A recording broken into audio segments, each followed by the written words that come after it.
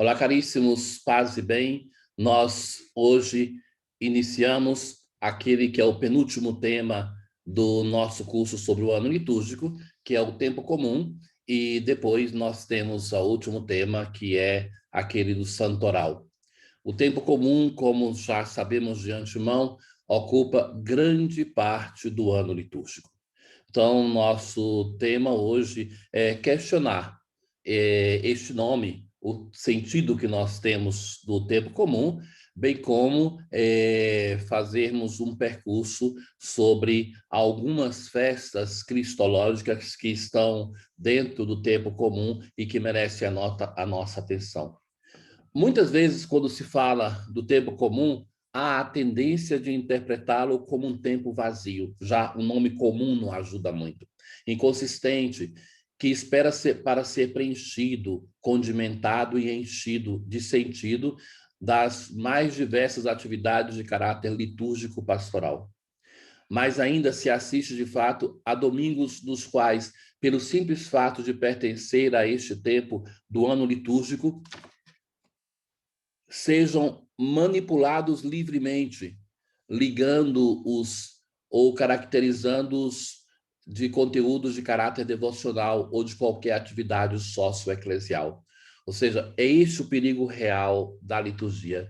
Diria assim que é o perigo real da liturgia, muito mais na nossa realidade, porque muitas vezes a liturgia é descaracterizada com coisas muito simples, mas que não se deveriam fazer e que nós tiramos o próprio conteúdo da liturgia.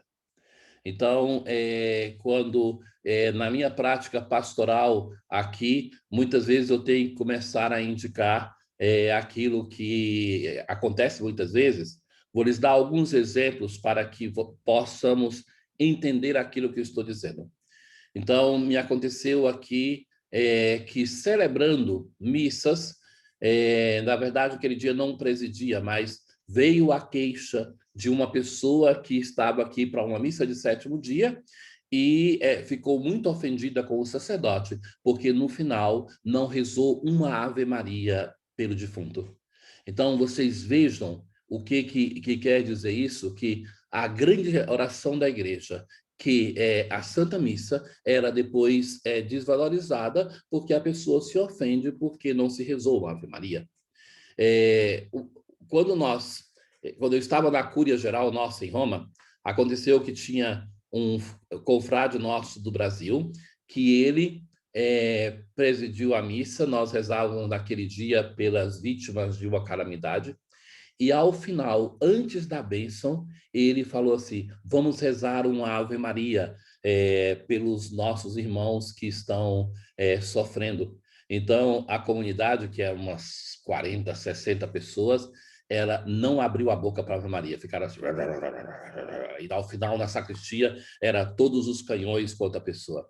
Então, é uma sensibilidade que nós não temos tanto no Brasil, que é aquela de pensar que a grande oração da igreja, nós podemos acrescentar alguma coisa que seja mais do que a oração.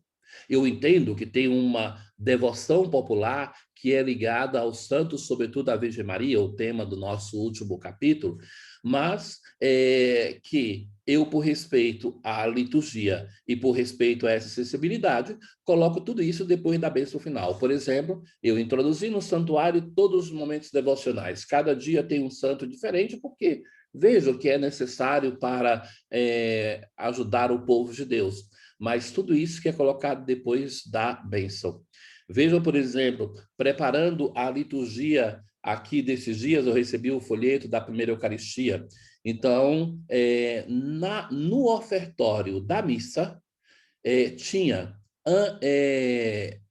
4 coisas que se traziam.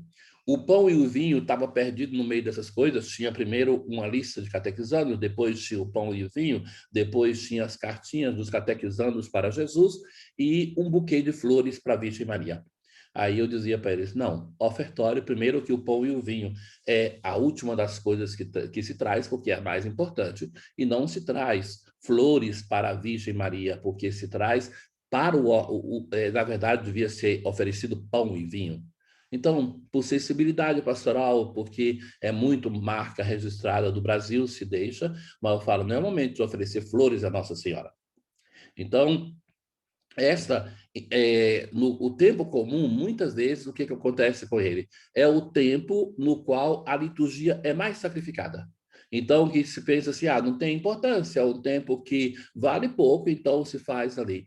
Então, digo isso porque é a função nossa de pessoas que fazem uma preparação, seja aqueles que serão ministros para o povo de Deus, seja aqueles que são leigos atuantes, de buscar revalorizar a liturgia.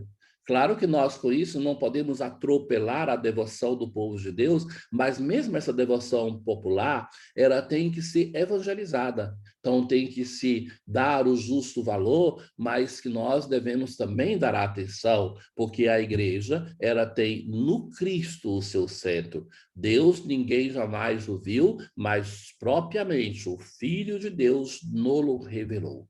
Então, essa atenção à liturgia é importante porque a liturgia, ela forma a fé do povo de Deus. Nós acreditamos naquilo que nós celebramos.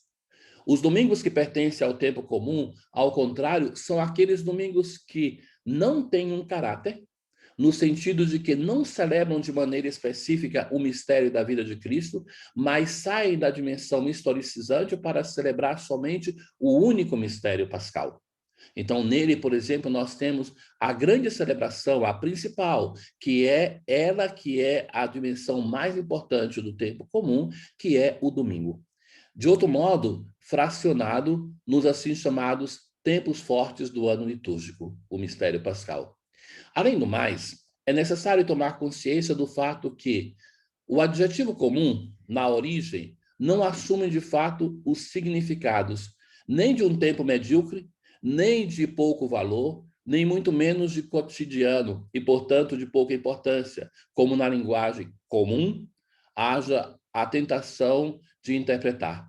Este, na realidade, provém do latim communis, que evidencia uma estrutura fundamental, essencial, que pertence a todos e a todo ano litúrgico. Aquilo que se diz assim, os cristãos tinham tudo em comum. Então, o que é comum é aquilo que pertence a todos, no sentido que é pertencente a todo o povo de Deus, que todos compartilhamos, mas que também a sua essência pertence a todos os tempos fortes. Então, aquilo que é de domínio comum. Chamar esse tempo de comum é uma infeliz peculiaridade da língua portuguesa, pois não reflete bem o nome latino per annum, tempo per ano, para o ano, nem a tradução mais usual das línguas modernas, onde se diz ordinário. Em francês, em inglês, em espanhol, em italiano, em alemão, esse tempo é chamado tempo ordinário, não tempo comum. O tempo comum é, de fato, a estrutura que sustenta o ano litúrgico, seja do ponto de vista histórico que daquele teológico. É o tempo ritmado daquele oitavo dia, que constitui sempre a dobradiça de todos os tempos, inclusive daqueles assim chamados fortes. Os tempos fortes, sabemos, Advento, Natal, Quaresma e Páscoa, os quais, na verdade, não fazem outra coisa que enxertar-se, embutir-se na estrutura fundamental do tempo comum, dando aos domingos e aos dias feriais uma cor particular. Então, chamo dobradiça porque é nele, no tempo comum, que todos esses tempos fortes são ligados, como entre o portal e a porta, a dobradiça que faz juntar. O ter perdido esta consciência conduziu, no curso da história, ao esmagamento de todo o ano litúrgico, inclusive do tempos fortes. Tanto é verdade que também, do ponto de vista terminológico, antes da reforma do Vaticano II, se falava dos domingos depois da Páscoa, depois de Pentecostes, depois da Epifania, ou seja, eles não tinham valor. Era sempre ligado àquilo que se vinha antes. Então, não era o domingo do tempo comum, do tempo ordinário, per ano, mas era o domingo que era sempre depois. que não tinha um valor em si. Em outras palavras, os domingos tinham perdido de qualquer modo a sua identidade, a sua importância e se tornaram, por assim dizer, simplesmente etapa de passagem de uma festa à outra. O número dos domingos do tempo comum, com o advento dos assim chamados tempos fortes, foram aos poucos reduzindo-se e não tendo um nome específico. Foram caracterizados pelo tempo ou pela festa que seguia ou que os precedia. Então, relação sem a identidade em si era ligado com aquilo que vinha antes ou depois. Assim, por exemplo, no antigo sacramentário gelasiano do século VII, contém 16 formulários de missas sob o título genérico de Dominicus Diebus. Um pouco mais tarde, no gelasiano do século VIII e em outras fontes que são vinculados a este, encontra-se em vez 6 domingos pós-Epifania e 22 a 27 domingo pós-Pentecostes, ou seja, dependendo de qual sacramentário, tem mais ou tem menos, de 22 a 27. No Missal Romano de 1570, existem 3 a 6 domingos pós-Epifania e 24 domingos pós-Pentecostes. Será a reforma do Concílio Vaticano II a restituir a esses domingos a própria identidade teológica e litúrgica, não mais dependentes das festas que o seguem ou que o precedem, mas inserido no tempo identificado com a nomenclatura de comum, ordinário, durante o ano, per ano, um pouco percorrendo as línguas modernas até essa definição. E, de fato, do assim chamado domingo do tempo comum, Páscoa semanal, que é, de fato, é dele que brota a Páscoa anual, e não o contrário. Recordem-se que a data mais antiga da celebração do mistério pascal é a data semanal. Então, é dessa Páscoa semanal que brota, já fizemos esse percurso, que brota a Páscoa anual.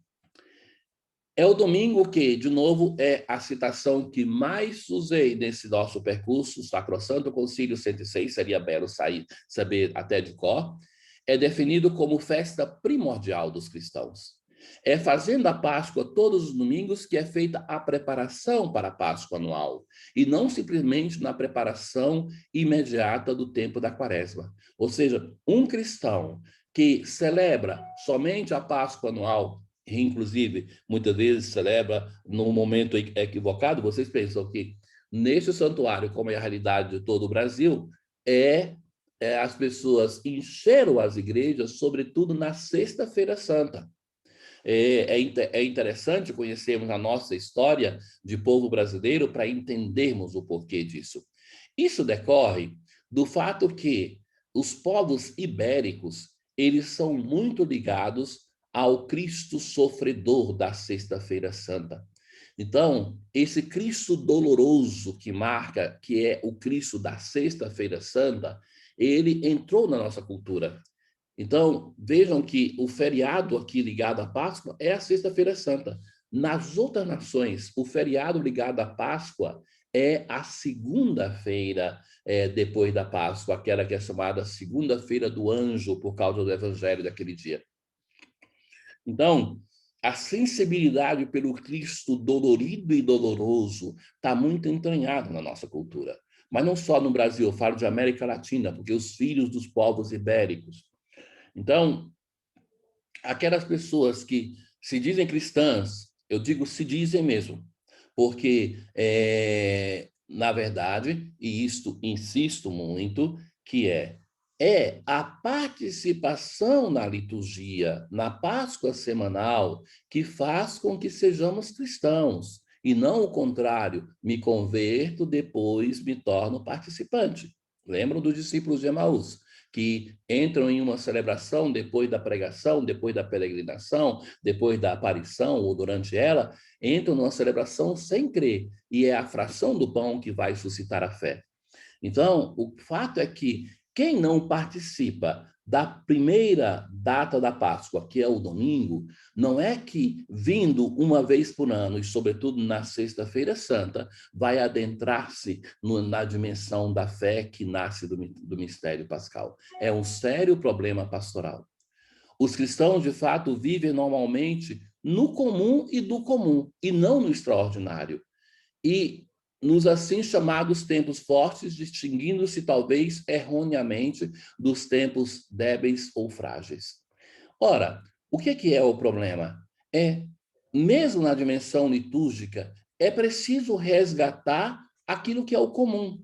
O caminho de formação, o caminho de fé, o caminho profissional, o caminho de educação, ele não nasce do extraordinário, mas é do comum, do ordinário, da cotidianidade da vida. Então, também isso é a força, ou seja, a força do tempo comum reside no fato de ser comum. O tempo comum é constituído de 33 a 34 semanas. De 5 a 9 semanas encontram lugar depois da festa do batismo do Senhor, prolongando até a terça-feira antes da quaresma. E o tempo comum retoma depois com a segunda-feira, depois do domingo de Pentecostes, para terminar antes das primeiras vésperas do primeiro domingo de Advento. Esses são destinados para celebrar nenhum aspecto particular do mistério de Cristo, como já dissemos, mas nestes, tal mistério é sobretudo venerado na sua globalidade, e especialmente nos domingos. Então, o mistério do Cristo no total é contemplado e não uma peculiaridade.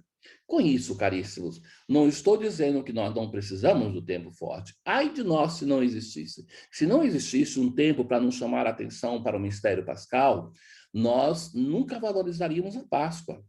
Então, o fato de que existe um tempo forte é que nós somos chacoalhados na nossa dimensão de existência e de fé para valorizarmos isso. Nós nos tornamos próximos ao Cristo da paixão, da cruz e da ressurreição, porque a liturgia nos faz próximos a ele. Do outro modo também, nós nos tornamos próximos ao Cristo no seu evento da preparação da sua vinda histórica ou da segunda vinda por causa do advento. Nós nos enchemos o coração de ternura em relação à criança que nasce em Belém por causa do Natal e do seu tempo. Então, eles têm a sua função, mas o tempo ordinário, o tempo comum, nos chama a olhar o mistério do Cristo na sua globalidade. O tempo comum, antes dos outros, é um tempo no qual o povo de Deus, depois de ter meditado e celebrado nos tempos fortes um particular mistério da vida de Cristo, é chamado a vivê-lo na ordinariedade da própria vida, no cotidiano.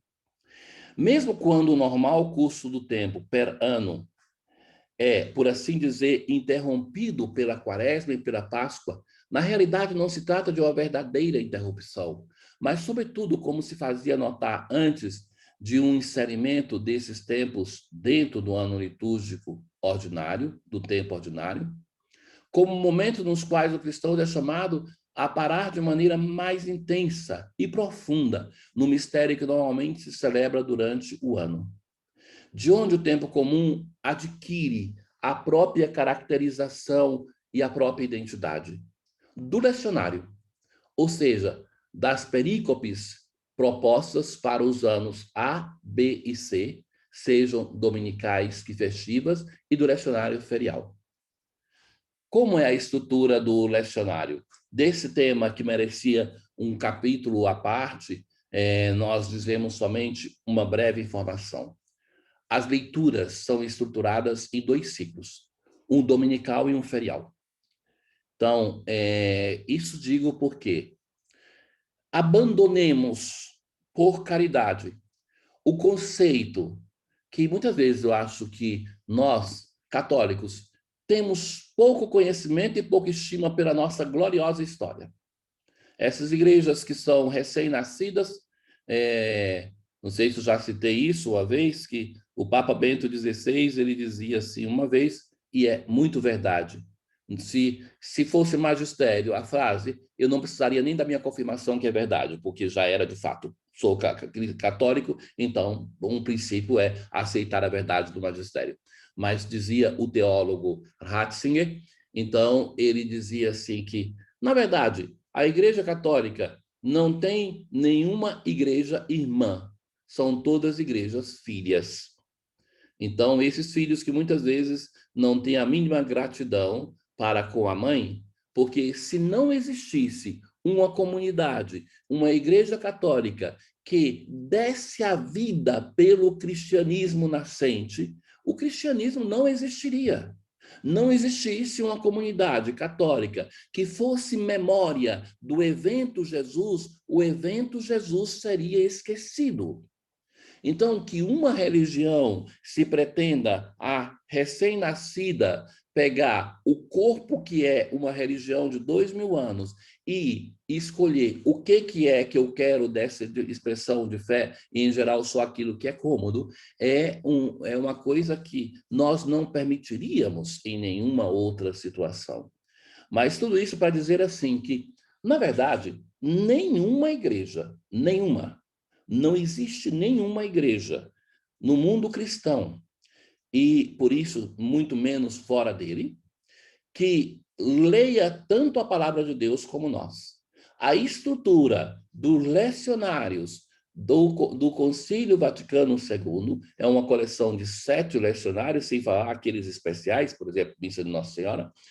Eles são um percurso que o cristão que por 3 anos participa da missa todo dia e que reza o breviário, praticamente, e o breviário acrescenta pouco a essa estrutura, mas é compreendido também nessa contagem o breviário. Praticamente em 3 anos, ele vai ler toda a Bíblia, exceto alguns pedacinhos, por exemplo, se nós pensamos os salmos deprecatórios, que vamos ver na liturgia das horas que não estão inseridos, alguns pedacinhos que ligam uma perícope à outra e que é retirado, se nós, tem alguns textos que tem Judas nunca está na liturgia, mas, em geral, tudo. Um percentual grandíssimo. É uma ilusão que pensamos do mundo pentecostal que eles são leitores assíduos da palavra de Deus. Não tendo um livro litúrgico sequer, cada assembleia escolhe cada vez o texto que quer, e fazendo isso, o cômodo é que se usa o texto, ou abrindo a palavra de Deus assim, sabe aquele hábito de pegar a Bíblia e abrir assim, e buscar a inspiração do texto, aonde caia? Esse hábito é condenado pelo Concílio de 1216, Lateranense IV. Então, a igreja não faz isso, mas lê em sequência, porque tudo é palavra de Deus. Além disso, no mundo pentecostal, o que nós temos é o mais comum, que o pregador se sinta bem com uma passagem, e aquela é escolhida. Então, a estrutura do lecionário é interessante de ser compreendida, porque nessa estrutura está a grande contribuição da palavra de Deus, elemento fundamental para a liturgia, em como ela é estruturada. Então, ele dizia que nós temos 2 lecionários, no sentido assim de 2 estruturas de lecionário, que é aquele dominical e aquele o ferial. O lecionário dominical e festivo é assim organizado, porque as festas do Senhor que acontecem no ano, elas também são retiradas, as leituras estão nesse lecionário. No ano A, nós estamos no ano B. Então, o ano passado foi o ano A, o próximo ano, o ano C. Inicia-se no Advento, primeiro domingo do Advento, novo ano. No ano A, se lê o Evangelho de Mateus. No ano B, se lê o Evangelho de Marcos. E no ano C, se lê o Evangelho de Lucas. E João se lê no tempo forte. Por exemplo, nós começamos há poucos dias, na Páscoa, a ler o Evangelho de João, a partir do episódio de Nicodemos, que dura na liturgia ferial por 3 dias. A primeira leitura é escolhida de uma perícope que reflita um dos temas do Evangelho. Então, veja assim, uma dica para vocês, futuros pregadores, é que no tempo comum se lê, por exemplo, o Evangelho de Marcos em sequência, um domingo depois do outro. Vai. Como o Evangelho de Marcos é pequeno, vai chegar um momento que vai entrar o capítulo 6 do Evangelho de João. Aí, então, a primeira leitura, que é do Antigo Testamento, ela é escolhida como um reflexo de um tema do Evangelho no Antigo Testamento. E o trabalho do pregador é esse, encontrar esse gancho. Mas o que acontece? Que, às vezes, o Evangelho tem diversos temas e só um é contemplado na leitura. Os outros não são considerados. Então, isso aqui tem uma primeira, assim, uma escolha de quem escolheu a leitura. O Salmo é sempre da liturgia uma resposta orante, não é uma proclamação de uma leitura. Tanto é que não termina com palavra do Senhor, nem palavra da salvação, como o Evangelho, mas que é uma resposta orante. Peculiaridade sobre os salmos é que o salmo na liturgia, ele pode ser responsorial, como sempre, mas pode ser proclamado somente pelo solista, sem a participação da Assembleia, ou toda a Assembleia que reza em coro o salmo. Então, isso são possibilidades já contempladas. E a segunda leitura dos domingos e solenidades, que só tem segunda leitura na solenidade, então, ela é assim estruturada, que é, no tempo comum, objeto do nosso capítulo, ela é tomada em sequência, uma carta depois da outra. Então, observe isso. Você tem um evangelho tomado em sequência. Você tem uma segunda leitura tomada em sequência. O que quer dizer isso? Que não existe um tema comum entre as duas. Alguns pregadores, como o que vos fala, eu nunca toco na segunda leitura, porque já é tão abundante os temas que me dá o Evangelho, que eu busco na primeira leitura, que eu, por escolha minha, não faço uso da segunda leitura na homilia. Uma escolha, porque não necessariamente, meus caros, é um mito para ser destruído, não existe uma obrigação de que a homilia seja necessariamente sobre as leituras. Então, por exemplo, se o pregador, naquele dia, sente a necessidade de falar sobre um tema específico, não necessariamente a homilia é uma explicação exegética. Eu, por fidelidade a uma convicção que quero compartilhar com as pessoas a riqueza da palavra de Deus, busco sempre fazer e faço a homilia sobre o Evangelho e a primeira leitura, deixando de lado a segunda leitura. Então, não existe a conexão no tempo comum entre a segunda leitura e o Evangelho. De outra parte, a primeira leitura, que é escolhida em função do Evangelho, era cada domingo é de um livro diferente, porque é o Evangelho que é lido em sequência. Então, isso no ciclo dominical, o lecionário dominical. Então, são 3 ciclos do ano A, B e C. Uma brevíssima explicação sobre uma coisa que não chegaremos, mas parece que nenhum curso, na verdade, na teologia chega a dizer isso aqui. A gente aprende da prática, então, para os leigos é mais complexo saber essa informação, por isso agora lhes explico. Que nas diferentes formas de celebração, entre memória, que é a estrutura de memória, e memória facultativa, que é a estrutura um pouco ferial, é a mesma coisa. Memória, festa e solenidade. A diferença entre elas é que, na memória, nós não temos glória. Na festa, se canta o glória. Na solenidade também. Na festa, não tem credo. Na solenidade tem credo. É como no domingo. A solenidade também tem as vésperas. A missa celebrada já no dia anterior, vespertina, já é a missa da solenidade. A festa não, muito menos a memória. A memória, se continua a leitura do lecionário ferial, normalmente, nem digo dominical, porque não existe memória no domingo, não existe festa no domingo, ela se tornaria essa solenidade. Isso acontece para a festa do padroeiro na comunidade, para as festas do Senhor, como a transfiguração, que se torna solenidade no domingo. Então, no âmbito das leituras, quando nós temos isso, se requer atenção, porque muitas vezes no lecionário vem duas leituras para uma festa, primeira leitura, segunda leitura, mas se é festa você tem que escolher uma das duas, não se proclama as duas.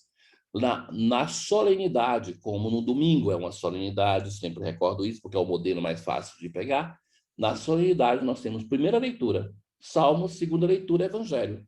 Nas festas nós temos uma leitura, Salmo, Evangelho. Quando nós temos uma festa que apresenta duas leituras, é para escolher uma, só se ela em algum local for solenidade. Então, por isso, já tem as duas leituras. O ciclo ferial, como funciona? As leituras de segunda a sábado pela manhã, porque a sábado à tarde já é a solenidade do domingo. Lê de modo contínuo o texto da primeira leitura e o texto do Evangelho. Então, a primeira leitura não é escolhida em função do Evangelho, mas é de modo contínuo. Então, isso no tempo é comum, porque no tempo forte, como na Páscoa, são escolhidos perícopes que são importantes, não de modo contínuo. Agora, isso quer dizer o quê? Que no lecionário ferial não existe, de novo, uma conexão temática entre a primeira leitura e o Evangelho. Pode acontecer, ou então, sobretudo, pode acontecer uma forçação de barra para encontrar um modo de ligar aquilo que é concebido já separado. E o Salmo é sempre o mesmo critério, que é uma resposta orante à primeira leitura, não ao Evangelho, porque não se ouviu o Evangelho ainda. Então, a partir desse momento, eu quero com vocês percorrer todas aquelas festas do Senhor que acontece durante o ano litúrgico. Durante o ano litúrgico, aspectos singulares da redenção encontram a sua expressão em várias festas do Senhor. Todavia, não se deve esquecer a inter-relação complexiva ao interno do único mistério da salvação. É sempre o Cristo que é celebrado. Mesmo as singulares festas do Senhor, que sejam festas de acontecimento ou de ideias, e quais que sejam os períodos ou circunstâncias que as produziram, tematizam aquele que se fez homem, foi crucificado e ressuscitou. Solenidade de Corpus Christi, segundo domingo depois de Pentecostes.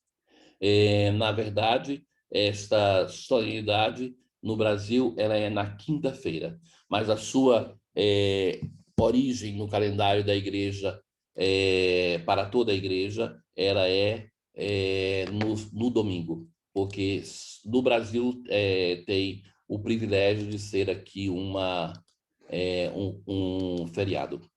Mas, por exemplo, o Vaticano celebra esta festa na quinta-feira e a Itália celebra no domingo. Então, em Roma, nós temos duas datas por isso, dentro da cidade do Vaticano, e é famosa a procissão que vai até a Basílica, a Basílica de Santa Maria Maior, de Santa Maria Maior a São João de Latrão. O nascimento da festa de Corpus Christi, também chamada de Corpus Domini, pelo mundo ela é chamada de Corpus Domini. Nesse aspecto, o Brasil é mais feliz na escolha, porque é o nome da festa em um missal. Não pode ser explicada sem a devoção eucarística medieval, especialmente ocidental, concentrada sobre a visão do pão eucarístico. A visão, entendam isso, não é receber a comunhão. Na Idade Média, muitos cristãos com um senso de culpa pelo pecado, eles se contentavam com contemplar, com ver a Eucaristia. No ambiente do qual vivia Juliana de Liege, foi expresso o desejo de uma particular festa da Eucaristia, reforçada por uma visão tida por Juliana. Estamos no ano 1209. Esta viu um disco lunar com uma mancha, por ela interpretada como a falta de uma festa eucarística, e contou tal visão ao seu confessor, Tiago Pantaleone, que em seguida se tornou o Papa com o nome de Urbano IV. Em 1247, o bispo de Liege dispôs uma festa da Eucaristia para a sua diocese, que em 1265, reforçada pelo milagre da Eucaristia de Bolsena, esse milagre é aqui muito ligado à festa da Eucaristia. É uma basílica belíssima em uma cidade minúscula. Foi prescrita por Urbano IV como para toda a igreja. Mas a recepção, exceto no Baixo Reino, na Transilvânia e em algumas regiões da França, deixava muito a desejar. Tanto que o Concílio de Vienne, não recordem que não é Viena, Vienne, 1311 e 1312, teve novamente que impor a celebração da festa, mesmo sem um efeito duradouro.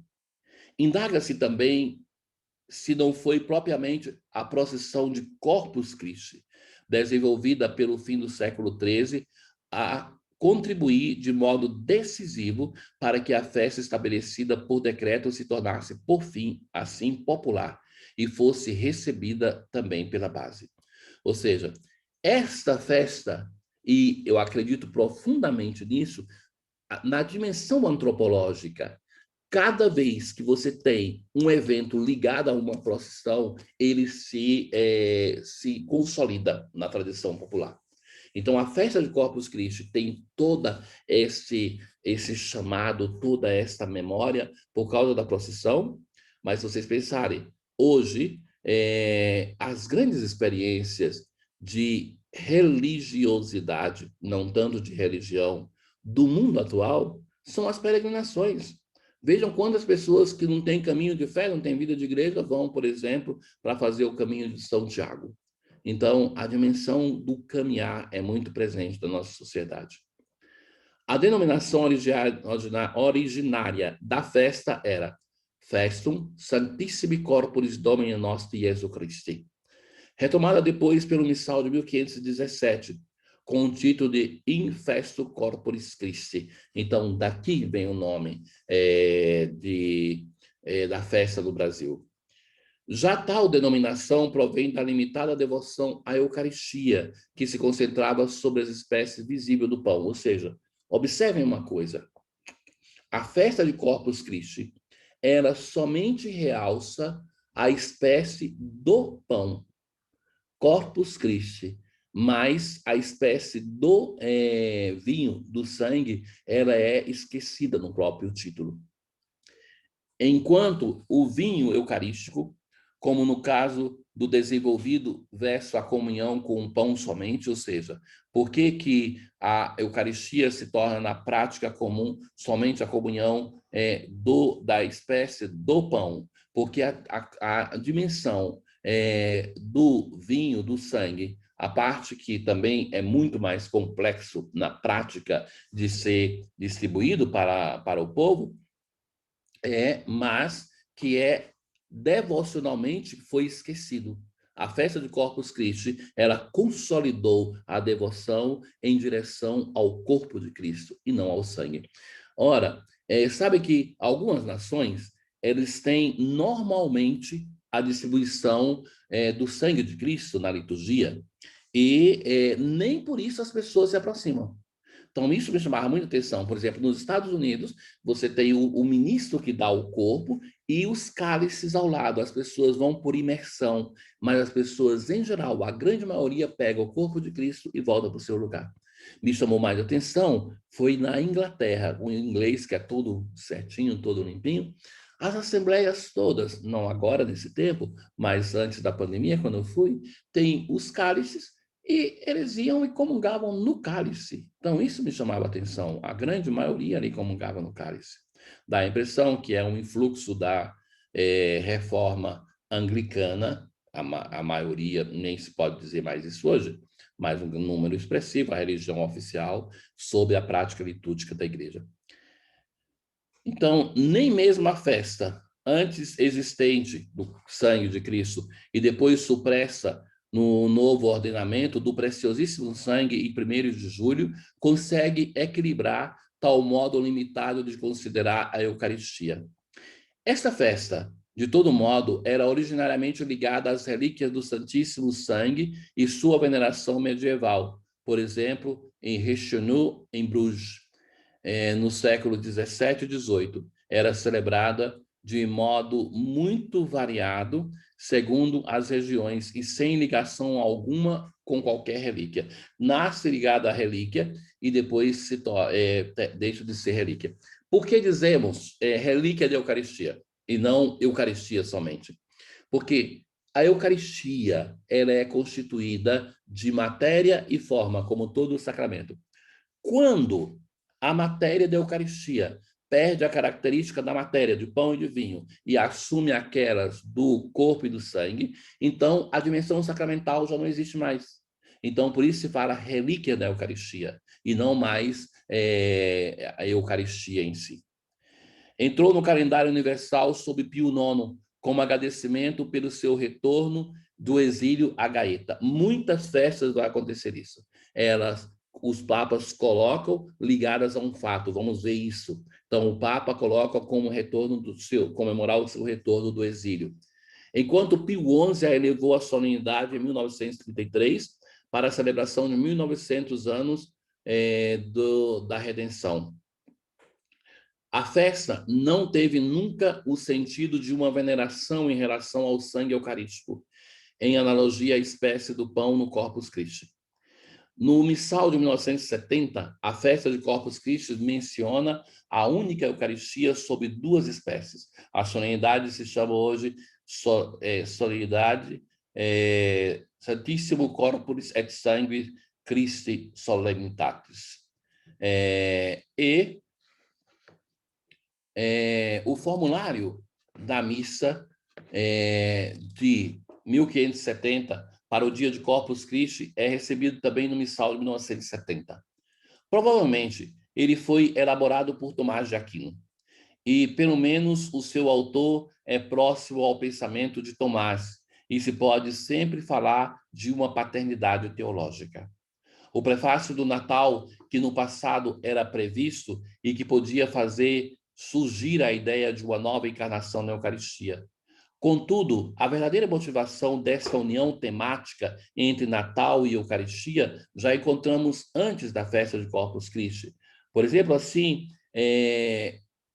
dizia Francisco na primeira admoestação, aquela do corpo do Senhor: eis que diariamente ele se humilha, como quando veio do trono real ao útero da Virgem. Diariamente ele vem a nós em aparência humilde. Diariamente ele desce do seio do Pai sobre o altar nas mãos do sacerdote. Então, é por esse motivo, caríssimos, que na missa, quando nós falamos o nome de Jesus Cristo, nós nos inclinamos profundamente, porque é memória de que na missa se está atualizando o mistério da encarnação. É surpreendente como muitas pessoas, ministros inclusive, quando se fala o nome de santos, fazem uma inclinação, e quando se fala o nome de Jesus Cristo, que é aquela inclinação litúrgica mais profunda que se prevê, é esquecido. Então, que sejamos atentos a isso, porque no modo que nós celebramos, nós transmitimos a fé da igreja. Atualmente, o prefácio é substituído por aquele da Eucaristia. O formulário da festa propõe ainda uma sequência. Também essa é verdadeiramente de Tomás de Aquino. Na sua parte central tem uma poesia didascálica de caráter dogmático sobre a presença real de Cristo das espécies eucarísticas. O elemento celebrativo, que por longo tempo foi aquele predominante, é sem dúvida a procissão, da qual os testemunhos mais antigos não dizem ainda nada, mas sem a qual não seria esta festa recebida pelo povo. No século XV, a forma originária, desfile ininterrupto concluído com a bênção do Santíssimo Sacramento, se uniu, sobretudo, veja que interessante isso, no âmbito da língua alemã, com um tipo de procissão própria de rogação, de súplica. Uma cidade ou uma vila, junto com os seus campos, eram atravessados. Se para em direção dos 4 pontos cardeais e se recita as bênçãos relativas ao clima, unindo a isso o uso de ler. Nessas 4 estações, as perícopes iniciais dos 4 evangelhos. Isso é pego da celebração antiga do batismo, como formulário de bênçãos. Isto é completado com a bênção do Santíssimo Sacramento nas 4 estações, seguida de uma bênção conclusiva. Os 2 tipos de procissões, através de formas sempre mais ricas, até a criação de representações cênicas e recitações sobre Corpus Christi nas estações, se tornaram como fenótipo e elemento determinante da festa de Corpus Christi. Mesmo se a procissão fora percebida oficialmente só no Cerimoniário Episcoporum de 1600 e no Rituário Romano de 1614. No período pós-tridentino, o desenvolvimento das pompas ligadas à festa de Corpus Christi e a sua relativa procissão deveria servir também para exprimir a igreja e para atrair a atenção dos seguidores de outras religiões. Fora de qualquer triunfalismo, permanece a exigência de exprimir na procissão de Corpus Christi com o Santíssimo a pública profissão de fé na presença eucarística.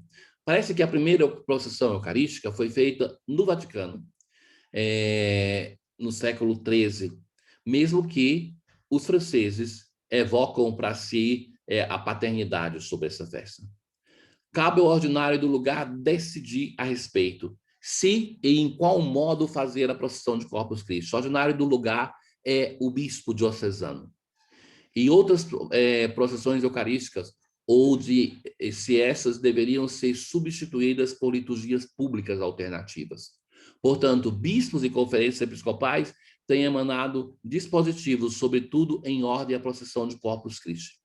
O rito de base prevê celebração da missa, eventualmente com o acréscimo de uma exposição ou de uma adoração mais prolongada, procissão com o Santíssimo Sacramento, com ou sem estações, bênção eucarística e reposição.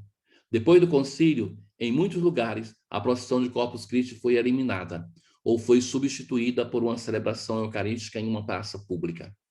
Em outros lugares, a procissão de Corpus Christi foi retomada, de modo que é muito difícil falar de um sentido uniforme dessa festa, porque ela tem uma prática muito diversificada nos diversos lugares da igreja.